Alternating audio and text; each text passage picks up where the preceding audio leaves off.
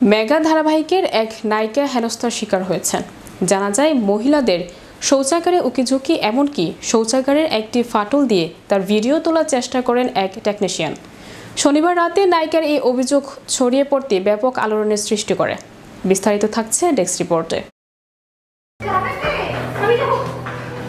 Mega ধারাবাহিকের এক নায়িকা হেনস্থার শিকার হয়েছেন। জানা যায়, মহিলাদের শৌচাগারে উকিঝুঁকি, এমনকি শৌচাগারের একটি ফাটল দিয়ে তার ভিডিও তোলার চেষ্টা করেন এক টেকনিশিয়ান। শনিবার রাতে নায়িকার এই অভিযোগ ছড়িয়ে পড়তে ব্যাপক আলোড়নের সৃষ্টি হয়। শনিবার মুখ্যমন্ত্রী মমতা বন্দ্যোপাধ্যায়কে টলিউডের নারী ও শিশুদের নিরাপত্তা চেয়ে চিঠি দেয় উইমেন্স ফোরাম। অভিযোগে তার ঠিক একদিন আগে অর্থাৎ শুক্রবার এক মেগা ধারাবাহিকের নায়িকা হেনস্থার শিকার হয়েছেন। জানা গিয়েছে, ধারাবাহিকের নায়িকা মহিলাদের জন্য নির্দিষ্ট শৌচাগারে গিয়েছেন। সেখানকার একটি ফাটল দিয়ে নাকি তার ভিডিও তোলার চেষ্টা করেন এক টেকনিশিয়ান। শনিবার রাতে নায়িকার অভিযোগ বার্তাটি ছড়িয়ে পড়তেই তোলপাড় শুরু হয় টলিপাড়ায়। আর শোনা যায়, বিষয়টি ধামাচাপা দেওয়ার প্রবল চেষ্টা হয়েছিল, তাই ছড়িয়ে পড়তে নাকি সময় লেগেছে। অভিযুক্তের সদস্যপদ কেড়ে নেওয়া হয়েছে। প্রযোজক স্নেহাশিস চক্রবর্তীর দাবি, আমি জ্বরে বিছানায়। বিষয়টি জানার পর সঙ্গে সঙ্গে শুটিং বন্ধের নির্দেশ দেয়। নায়িকা স্বাভাবিক হওয়ার পর কাজ শুরু হয়েছে। স্নেহাশিসের ব্লুজ প্রযোজনা সংস্থার এই ধারাবাহিকটি কম বেশি 1 বছর ধরে চলছে। তারও আগে থেকে প্রযোজক অভিযুক্ত টেকনিশিয়ানকে চেনেন, কোনোদিন তার বেচাল দেখেননি।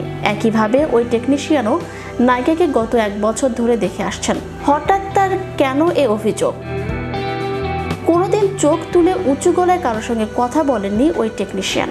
ওর নামে এরকম কোনো অভিযোগ উঠবে কোনোদিন ভাবতেই পারেনি। সে সঙ্গে পরিচালক জানান, তার সেটে মেয়েরা যথেষ্ট নিরাপদ। তিনি আলাদা করে তাই নিরাপত্তার রক্ষীও রেখেছেন। তারপরেও কি করে অঘটন ঘটল বুঝতে পারছেন না তিনি। তার কথায়, সেটে উত্তেজনা ছড়াতেই সাময়িক শুটিং বন্ধ করার নির্দেশ দেয়। নায়িকা শান্ত হওয়ার পর যোগাযোগ করে তার সঙ্গে কথা বলেই রোববার থেকে আবারও শুটিং শুরু করে। রবিবার ফেডারেশন এবং গিল্ড সদস্যপদ কেড়ে নিয়েছে অভিযুক্তের।